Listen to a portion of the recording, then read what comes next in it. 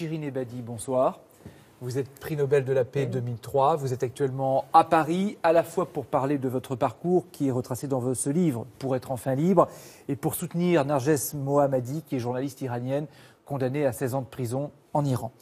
D'abord, donc, les États-Unis, qui sont toujours considérés comme l'ennemi public numéro 1 en Iran par le pouvoir. Vous, si vous aviez à choisir entre Clinton et Trump, vous choisiriez qui? Quoi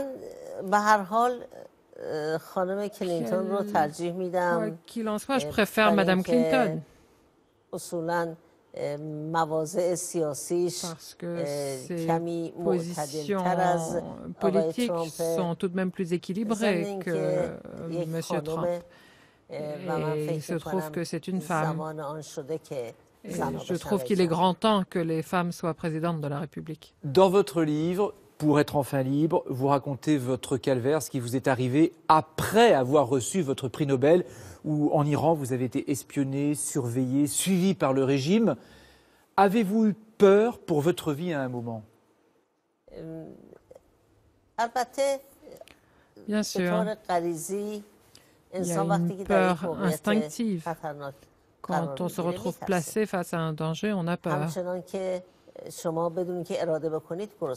De la même façon que la faim est une sensation que l'on ne contrôle pas.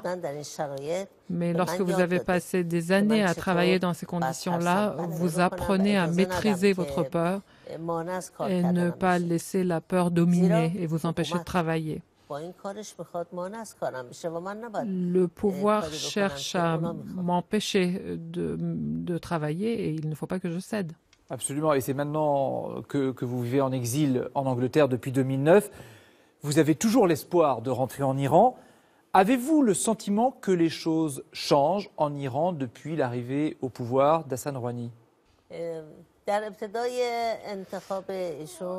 Immédiatement après l'élection de M. Rouhani, un nombre d'Iraniens espéraient que la situation s'améliore, mais malheureusement, ils ont vite été déçus. Et d'après les rapports des Nations Unies, il y en a déjà eu un certain nombre qui ont été publiés. Rien n'a changé en Iran, ni sur le plan de la politique nationale, ni envers les pays étrangers. Alors, c'est touchant ce que vous racontez dans votre livre. Vous dites parfois que lorsque vous regardez par votre fenêtre, vous avez, dans votre exil, un sentiment de solitude.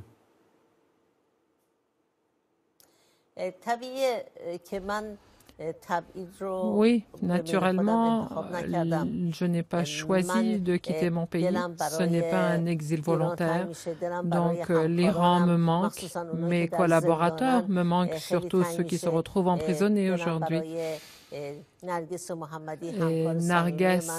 Mohammadi, ma chère collaboratrice, dont j'ai appris aujourd'hui que son procès en appel lui inflige 10 années d'emprisonnement supplémentaires. Donc sa peine s'élève à 16 ans aujourd'hui. Donc je suis très inquiète pour elle. Mais heureusement, grâce à la campagne de Reporters sans frontières, nous espérons pouvoir obtenir sa libération prochaine. On l'espère pour elle en tout cas. Vous êtes originaire d'un pays qui se définit comme une république islamique. Vous avez vu les débats en France là actuellement autour du burkini, du voile. Comment vous analysez ça, vous? Comment vous ressentez ça? La question du burkini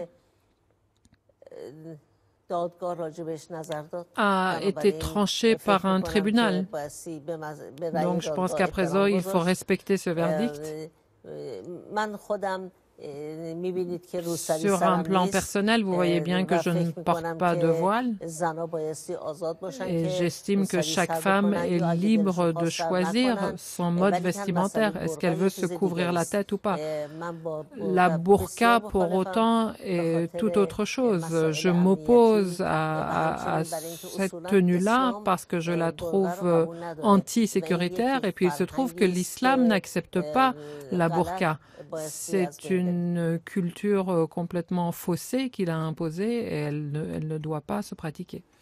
Merci Shirin Ebadi d'avoir accepté notre invitation sur le plateau du Grand Soir 3 à l'occasion de votre venue à Paris et d'avoir répondu très franchement et très directement à ces questions. Merci.